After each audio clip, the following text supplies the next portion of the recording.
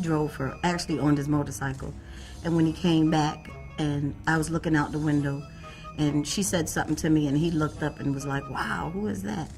And she told him who I was, and he came upstairs and she introduced him to me.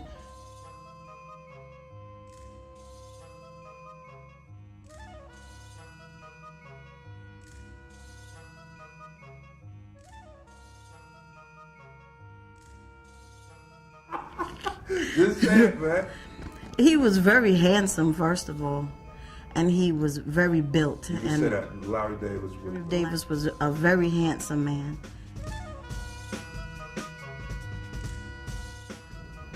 And when he talked, he was just so funny, and he was intelligent and, you know, very outgoing.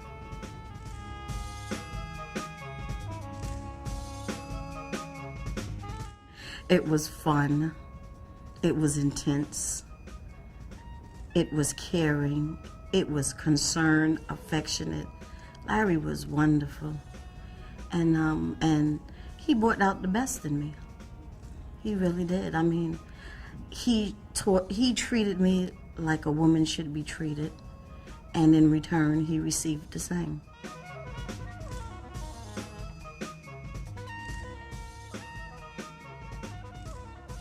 On the night of November the 19th, 1986, wherever he was, if he called for Larima, I want to see my daughter, I took his daughter to see him. So we were all over there visiting.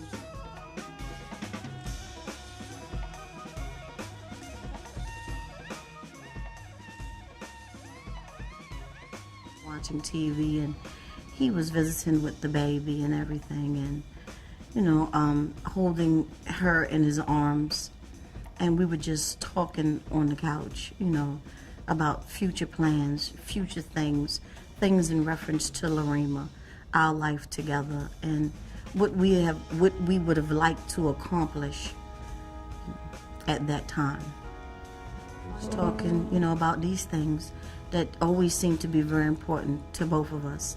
You know, the outlook on her life, how he would want her to be raised, and the promises that we made to each other in reference to her life and her growing up and both being on one accord. And all of a sudden, the phone rang and Regina answered it. And in the process of her talking to someone on the telephone, someone knocked on the door. Now, you know, she had friends, so nobody thought nothing of that. And when she was saying, who is it? I had noticed that I was looking at TV, and I noticed that Larry had said, hold on, hold the baby. Because his nephews were in the room, and they were playing with Regina's infant daughter, Chrissy. And it looked like they were kind of getting a little bit too rough, and she was a little teeny baby. And he said, let me go in there and get her, because it looks like they're trying to pull her off the bed. I have never in my life experienced a situation like that.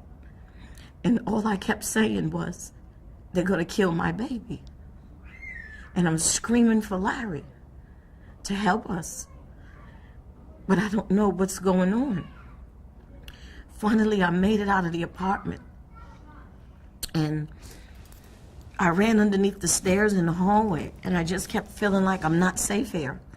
Because the way the hallway is made, you can see from each way, and I didn't know if these police officers would mistake me for whatever and shoot me, and I'm just screaming, and I'm jumping, and I'm holding my baby to my chest, and she's screaming, and somebody from somewhere just grabbed me. I don't even know, till today, I don't even know who this was. They just grabbed me and pulled me upstairs. And I was so weak, and I was so afraid. I couldn't even walk. But this girl, she never stopped pulling. She just kept pulling me, and she was just saying, please come on so you can be safe. Please come on.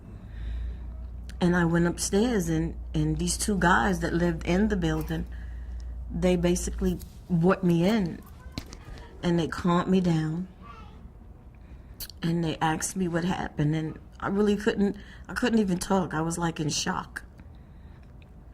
And they asked me if it was anybody that I can call. And I said, yes, and I called my father. And I told him what happened. I said, Daddy, please come and get me and Larima. He said, what happened? I said, I don't know. I think they're trying to kill Larry. And he hollered to my stepmother, and he said, I'm on my way, which of course he wasn't able to get to me because they had the whole neighborhood barricaded off. But when everything finally calmed down after they searched each apartment one by one, and they let the building, they was able to release people to move around, is when I went in there and got my daughter's things. And an officer said to me, you were in there when this happened? And I said, yes, and he shook his head like, unbelievable. And I just grabbed my daughter's things into my home and told me that Larry, was asking to speak to me. This was the day that they finally captured him, that he, turned himself into them. And it was like 1 o'clock in the morning. They wanted me to bring the baby. So I got her dressed, I got dressed, and I went with them. When I got speaking on the phone, he was expressing the fact that he was afraid that the police would try to kill him. So he wanted certain cameramen, news cameramen, there when he turned himself in for his safety and protection. That he knew that they wouldn't do anything on live TV. So, we spoke to each other. I asked him, please just turn yourself in. His mother wouldn't be able to live with that if they killed him, and I wouldn't. And I know that his daughter wouldn't be able to deal with that once she got old enough to understand. So we spoke and we made promises to one another. And after that, when he was ready, he did.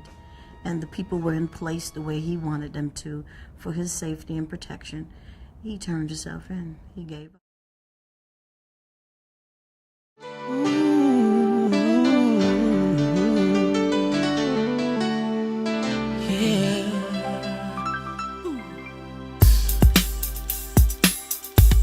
Come on. I see no changes. Wake up in the morning and I ask myself, is life worth living? Should I blast myself? Expressions and impositions of racist policy in the United States is borne out through the imprisonment, the spiraling rate of imprisonment of African Americans in this country.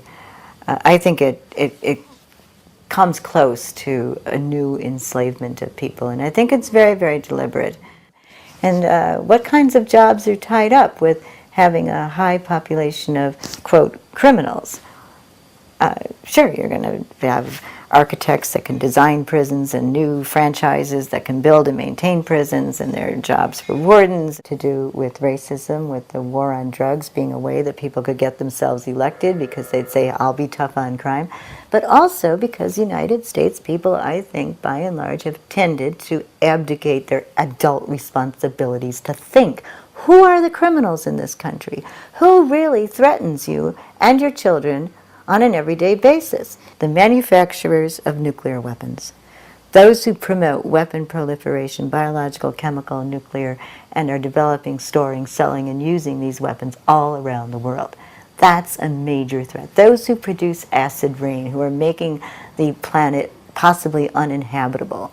Those who develop firearms and ammunitions to distribute anywhere where there's, a store that will sell this kind of stuff.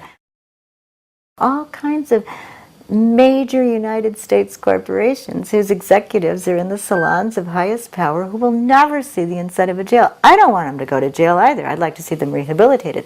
But I don't want to see another generation of young children, and children are not criminals, whose scores on tests, IQ scores, determine how many prison beds are going to be constructed in states all across this country.